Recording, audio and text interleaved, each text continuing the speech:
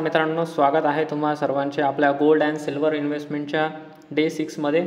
आणि या 6व्या भागामध्ये आज आपण जाणून घेणार आहोत की आपण डिजिटल गोल्ड आणि ई सिल्वर मध्ये कशा प्रकारे इन्व्हेस्टमेंट करू शकतो आहेत। आणि ज्यांना पण माहिती नसणार आहे त्यांच्यासाठी मी सांगतो आहे की आपण गोल्ड आणि सिल्वर इन्व्हेस्टमेंटवर एक पूर्ण कोर्स बनवलेला आहे, त्याचा हा 6वा भाग असणार आहे। ज्यांनी पण याच्या आधीचे 5 व्हिडिओ बघितलेले नाही आहेत तर त्याची जी काही लिंक आहे ती मी तुम्हाला डिस्क्रिप्शनमध्ये दिलेले आहे। तुम्ही पहिले ते 5 भाग बघून घ्या, त्यानंतर मग तुम्ही हा भाग पण बघू शकता आहात। तो चला तर मग आता आपण या 6व्या भागाला सुरुवात करूया। आणि या व्हिडिओमध्ये आपण जाणून घेणार आहोत की डिजिटल गोल्ड आणि ई सिल्वर म्हणजे नेमकं काय असतं आहे, शिवाय आपण यामध्ये कोणकोणत्या प्रकारे गुंतवणूक करू शकतो आहे। मी तुम्हाला व्हिडिओच्या शेवटी यामध्ये तुम्ही कशा प्रकारे गुंतवणूक करू शकता आहात ते पण मी तुम्हाला लाईव्ह करून दाखवणार आहे। प्लस याचे फायदे काय काय असतात, याचे तोटे काय काय असतात, आणि डिजिटल गोल्ड आणि सिल्वर खरेदी करताना तुम्ही कोणकोणत्या गोष्टींची काळजी घेतली पाहिजे आहे हे पण मी तुम्हाला शेवटी सांगणार आहे। सो लेट्स गो, आता आपण व्हिडिओला सुरुवात करूया। आणि सगळ्यात पहिले आता आपण चर्चा करू की नेमकं हे डिजिटल गोल्ड नेमकं काय आहे। तर डिजिटल गोल्डचा अर्थ काय होतो की एक ऑनलाईन प्लॅटफॉर्म आहे, जसं की समजा फोनपे आहे, गुगल पे आहे, तिथून जाऊन तुम्ही सोनं जे काही ते खरेदी करू शकता आहात 24 कॅरेटचं।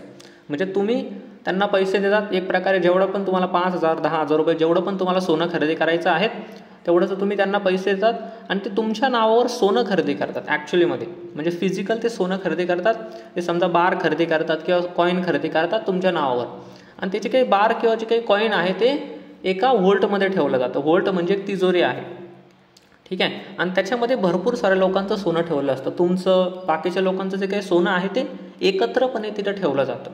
आणि जेव्हा पण तुम्हाला ते सोन्याची गरज आहे ना, ते सोनं तुम्ही फिजिकलीमध्ये पण घेऊ शकता। तुम्हाला जर सोन्याची गरज आहे ते सोनं तुम्ही फिजिकली पण घेऊ शकता, म्हणजे ते सोनं डायरेक्टली तुमच्या घरी येतं जेव्हा पण तुम्हाला गरज असणार आहे। आणि जेव्हा समजा तुम्हाला जर पैशाची गरज आहे तर तुम्ही ते सोनं विकून कधीही पैसेसुद्धा तुमचे बँक अकाउंटमध्ये घेऊ शकत आहात। त्या दोन्ही पण गोष्टी तुम्हाला इथं गोल्ड सिल्वरमध्ये मिळतात, की पाहिजे तर तुम्ही सोनं डायरेक्टली घेऊ पण शकता तुम्हाला जेव्हा पण लागेल तेव्हा, आणि जर तुम्हाला नसेल लागेल तर तुम्ही डायरेक्टली जेव्हा पण तुम्हाला पैशांची गरज आहे तेव्हा तुम्ही पैसे पण घेऊ शकता आहात। ही एक महत्त्वाची गोष्ट आहे इथं। तर अशा प्रकारे डिजिटल गोल्ड आणि सिल्वर काम करत असतं। तर हे जे काही तुमचं सोनं आहे किंवा जे काही चांदी आहे ते मॅनेज करण्याचं काम ती कंपनी करत असते। आणि त्या कंपनीमध्ये मोठे मोठे व्होल्ट असतात, म्हणजे मोठ्या मोठ्या एक प्रकारे तिजोरी असतात, त्या तिजोरीमध्ये आपलं सोनं ठेवलेलं असतं आणि ते सोनं आपलं तिथं सिक्युरिटी असतं, तिथं सिक्युअर असतं। ही एक महत्त्वाची गोष्ट आहे। आता आपण नेमकं जाणून घेऊया की जे काही सोनं आहे ते नेमकं आपण कुठून खरेदी करू शकतो आहे। तर भरपूर सारे आता ॲप्स आलेले आहेत, जसं की फोनपे आहे, गुगल पे आहे, पेटीएमवरून तुम्ही खरेदी करू शकता आहात, किंवा तनिष्क आहे। तनिष्कची पण एक वेबसाईट आहे, त्याची पण जे काही लिंक आहे तसं किंवा त्याचं काही फोटो आहे तो मी इथं टाकून देईल तुम्हाला। त्यानंतर ग्रोवरून तुम्ही खरेदी करू शकता आहात, ग्रोचं जे ॲप आहे। त्यानंतर अजून पण काही ॲप आहेत, जसं की गुल्लक आहे, जार आहे, हे पण तुम्ही नावं ऐकलेले असणार आहे। कित्येक वेळेला यांची ॲड येते, यूट्यूबला आहे किंवा टी व्हीवर पण कधी कधी यांची ॲड येते की याच्यावरून पण तुम्ही सोनं जे काही ते खरेदी करू शकता आहात। याच्यावरून एकतर तुम्ही एकखट्टी पण सोनं खरेदी करू शकता 5,000 10,000 रुपयाचं। आणि ज्यांना पण SIP करायची सोनं म्हणजे 1,000 रुपये दर महिन्याला, 500 रुपये दर महिन्याला, असं पण तुम्ही इथं सोनं खरेदी करू शकता आहात। दोन्ही पण तुमच्याकडे ऑप्शन असतात। आणि ज्यांना पण सिल्वर खरेदी करायचं आहे तर डिजिगोल्ड नावाची एक वेबसाईट आहे, तिथून तुम्ही सिल्वर खरेदी करू शकता आहात। तुम्हाला पूर्ण एक प्युअर सिल्वर इथून तुम्ही खरेदी करू शकता आहात। किंवा ऑकमोंड नावाची पण एक वेबसाईट आहे, त्याची पण लिंक मी तसं डिस्क्रिप्शनमध्ये टाकून देईल, त्यावरून पण तुम्ही पाहिजे तर सिल्वर खरेदी करू शकत आहात। म्हणजे इलेक्ट्रॉनिक सिल्वर एक प्रकारे, की जे तिथं पण ते आपल्या नावाने सिल्वर खरेदी करतात आणि त्याचे जे काही युनिट्स आहेत ते आपल्याकडे एक प्रकारे असतात। तर अशा प्रकारे डिजिटल गोल्ड आपण ह्या सर्व प्लॅटफॉर्मवरून खरेदी करू शकतो। 1-2 प्लॅटफॉर्म मी तुम्हाला दाखवणार, पण तसं व्हिडिओला फक्त शेवटपर्यंत बघायचं आहे। आणि शिवाय एक महत्त्वाची गोष्ट म्हणजे MMTC PAMPचं पण एक वेबसाईट आहे, त्याची पण लिंक मी तुम्हाला टाकून दिली इथं। तर त्या वेबसाईटला पण जाऊन तुम्ही डिजिटल गोल्डचे काही ते खरेदी करू शकता। ही एक गव्हर्नमेंट बॅक्ड एक वेबसाईट आहे। सो ही जी काही वेबसाईट आहे ती सर्वात जास्त सेफ मानली जाते, तुम्ही पाहिलं तर तिथून पण जाऊन खरेदी करू शकता। तर हे सर्व प्लॅटफॉर्म आहेत जिथून तुम्ही डिजिटल गोल्डचे काही ते खरेदी करू शकता। त्यानंतर आता आपण हे बघूया की नेमकं याचे फायदे काय काय आहेत आणि कशा प्रकारे ही गोष्ट काम करते। तर याचे जर फायदे जर बघितलं तर सगळ्यात पहिली गोष्ट म्हणजे तुम्हाला 24 कॅरेट शुद्ध सोनं मिळतं। याच्यामध्ये जे पण तुम्ही सोनं खरेदी करणार आहात ते 24 कॅरेट शुद्ध सोनं असतं। जर तुम्ही घरी हे सोनं मागवलं तर हे सुद्धा 24 कॅरेट सोनं तुम्हाला दिलं जातं। एखादं तुम्हाला कॉईन देतात किंवा मग बार देतात, तर ते पूर्ण जे काही सोनं असतं ते 24 कॅरेट असतं पूर्ण। त्यानंतर दुसरी गोष्ट काय की याच्यामध्ये 10 रुपयापासून पण तुम्ही सुरुवात करू शकता. म्हणजे हे जे काही डिजिटल गोल्ड आहे ते तुम्ही 10-20 रुपयापासून पण खरेदी करू शकत आहात. ठीक आहे, 10-20 रुपयापासून पण तुम्ही खरेदी करू शकता. म्हणजे जो काही एक सर्वसामान्य व्यक्ती आहे तो पण इझिली याच्यामध्ये खरेदी करू शकतो. आपण जर फिजिकली जर सोनं खरेदी करायला गेलो तर आपण 10-20 रुपयामध्ये नाही खरेदी करू शकत. कमीत कमी आपल्याकडे 1 तोळ्याचे किंवा अर्ध्या तोळ्याचे तुमच्याकडे पैसे असले पाहिजे आहे किंवा कमीत कमी 1 ग्रामचे पैसे असले पाहिजे आहे तरच तुम्ही खरेदी करू शकता. तशी तर आपण 10-20 रुपयापासून पण खरेदी करू शकतो आहे.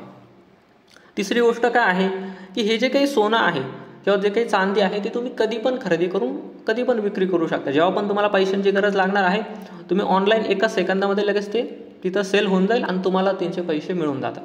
ही एक महत्त्वाची गोष्ट आहे. शिवाय तुम्हाला कोणताही स्टोरेजचा त्रास होत नाही. पहिले तुम्हाला कोणताही खर्च पण लागत नाही आणि गोल्ड जे काही असतात ते बिलकुल सुरक्षित असतात. आपण जर समजा सोनं जर खरेदी करून ठेवलं आपल्या घरामध्ये तर ते सुरक्षित नाही, ते चोरी होऊ शकते आहे, काही पण होऊ शकते. तसं तिथं जे काही तुमचं सोनं आहे ते एकदम सेफ ठेवलेलं असतं आणि तुमच्यासोबत भरपूर लोकांचं तिथं सोनं असतं. म्हणून कंपनीची त्यावर एक कडी नजर असते. म्हणून ते जे काही सोनं असतं ते भरपूर सेफ असतं आणि आपल्याला स्टोरेजचं आपल्याला कुठं लॉकर घेण्याची गरज नाही पडत, ते कशाची गरज नाही पडत. आपलं सोनं तिकडं सेफ असतं एकदम. दुसरी एक आता पुढची एक महत्त्वाची गोष्ट काय आहे की याच्यामध्ये फिजिकली जेव्हा पण तुम्हाला सोनं पाहिजे आहे, आता तुम्ही ऑनलाईन खरेदी केलं आहे पण तुम्हाला जर जेव्हा पण फिजिकली तुम्हाला पाहिजे आहे, समजा तुमच्या घरी लग्न आहे, तुम्हाला ते सोनं पाहिजे आहे डायरेक्टली, त्याचे तुम्हाला दागिने बनवायचे आहे तर तुम्ही ते जे काही सोनं आहे तुम्ही घरी मागवू सुद्धा शकता. जसं आपलं ऑनलाईन तुम्हाला ते जे काही सोनं आहे ते तुमच्या घरपोच येतं, डायरेक्टली तुमच्या दारापर्यंत जे काही सोनं आहे ते येतं. तर घरी पण आपण ते सोनं कधी पण मागवू शकत आहोत. ही एक महत्त्वाची गोष्ट आहे. प्लस तुम्हाला दीर्घकालीन गुंतवणुकीसाठी पण तुम्ही याचा एक वापर करू शकता, जे की चांगला ऑप्शन आपण बोलू शकतो आहे. पण बाकीच्या गोष्टींशी पण आपण याला थोडंसं आता कंपॅरिझन करणार आहोत. त्यानंतर मग तुम्ही निर्णय घेऊ शकता तुम्हाला याच्यामध्ये इन्व्हेस्टमेंट करायचं आहे का. आता आपण पुढं बघूया की नेमक्या यामध्ये रिस्क काय काय आहे आणि याचे तोटे काय काय आहे. तर सगळ्यात पहिले एक रिस्क याच्यामध्ये हे आहे की याच्यावर कोणाचंही असं रूल्स किंवा रेग्युलेशन जास्त नाही. तर सेबीचे जे काही नियम आहेत ते याच्यावर नाही. जसं की जे पण आपण ETF खरेदी करतो किंवा म्युच्युअल फंड जर आपण खरेदी केलो समजा गोल्डचे, त्यावर सेबीची नजर असते. तसं यांच्यावर कोणतीही सेबीची नजर नाही आहे. सो कधी कधी काय होतं, तुम्ही जर एखाद्या प्लॅटफॉर्ममध्ये जर समजा सोनं खरेदी केलं आणि उद्या जर तो प्लॅटफॉर्म जर बंद पडला समजा, तर तिथं एक रिस्क राहतं. आपलं सोनं जे काही ते आपण कुठं विकायचं, तुमचं जे काही सोनं आहे ते गायब होऊ शकतं आहे, कारण ते त्या प्लॅटफॉर्मवर आहे फक्त. ते जर आपण जर समजा ETF जर खरेदी केले ते डायरेक्टली सेबीच्या अंडर आहे. सो आपल्याला ते एक सेफ असतं. तर ते एक रिस्क नेहमी राहतं डिजिटल गोल्डमध्ये. दुसरी एक गोष्ट ही आहे की जास्त दिवस जर तुम्ही जर ठेवलं तर तुमच्याकडून स्टोरेजची फी पण घेत असतात भरपूर सारे ॲप्स. कोणी घेतं, कोणी नाही घेत. तिसरी एक गोष्ट महत्त्वाची आहे का जे पण तुम्ही सोनं खरेदी करत आहात त्यावर तुम्हाला 3% GST लागतो. ही एक महत्त्वाची गोष्ट आहे. जे पण तुम्ही सोनं खरेदी करणार आहात तुम्हाला 3% GST एक्स्ट्रा त्यामध्ये भरावं लागतं. तर हे पण गोष्ट तुम्हाला लक्षात ठेवायची. तेच जर तुम्ही जर ETF जर खरेदी केले तुम्हाला GST लागत नाही. ठीक आहे. त्यानंतर आता चौथी एक महत्त्वाची गोष्ट ही आहे की खरेदी आणि विक्रीमध्ये एक फरक असतो आणि हे कित्येक व्यक्तींना माहीत नसतं ॲक्च्युलीमध्ये. का जेव्हा पण तुम्ही डिजिटल गोल्डमधून हे जे काही सोनं आहे ते खरेदी करता त्यावेळेला जेव्हा तुम्ही खरेदी करता ना तेव्हा तुम्हाला जास्त किमतीने ते देतात. म्हणजे समजा आता 1,20,000 रुपये जर किंमत चालू असेल तर तुम्हाला 1,25,000 रुपयाची किमतीने तुम्हाला घ्यावं लागतं. म्हणजे तिथं फरक पडत असतो. आणि जेव्हा पण तुम्ही सोनं विकता तेव्हा तुम्हाला कमी किमतीने, म्हणजे खरेदी करण्यामध्ये आणि विक्री करण्यामध्ये 5,000 रुपयाचा तिथं जवळपास 3 ते 5% तिथं फरक असतो. आणि ही गोष्ट सुद्धा आपल्यासाठी एक लॉस आहे. समजा तुम्ही जर आज जर खरेदी केलं आणि उद्या तुम्ही जर लगेच जर विकायला गेले तुम्हाला तिथं 5% डिफरन्स मिळेल. की समजा काल तुम्ही 1,20,000 रुपयाला खरेदी केलं होतं आणि आज जेव्हा तुम्ही विकायला जाशाल तेव्हा तुम्हाला 1,15,000 रुपयाला विकावं लागणार आहे. तर 3 ते 5% फरक तिथं असतो. हा फरक का असतो, कारण या फरकामधूनच ती जी काही कंपनी आहे ती जेवढं पण त्यांचा स्टोरेजचा खर्च आहे ते तिथूनच घेतं.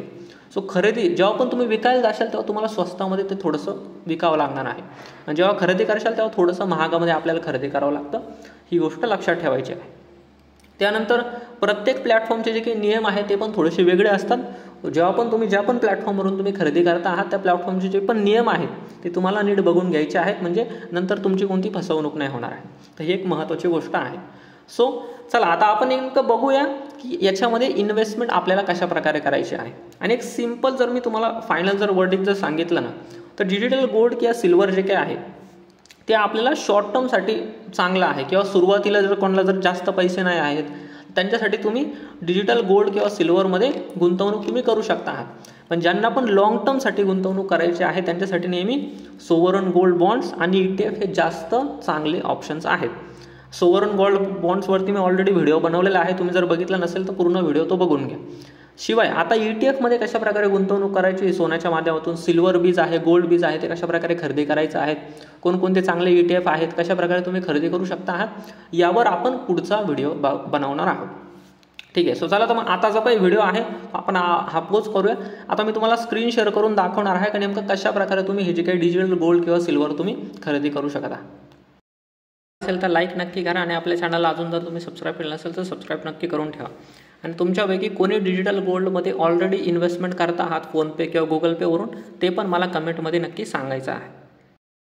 आता बघा मी इथं एक समजा फोनपेमध्ये मी आलेलो आहे. फोनपेमध्ये कोणाकोणाला डायरेक्टली ऑप्शन पण मिळतं कशा प्रकारे तुम्ही इथून गोल्ड जे काही ते खरेदी करण्याचं इथं ऑप्शन पण मिळतं.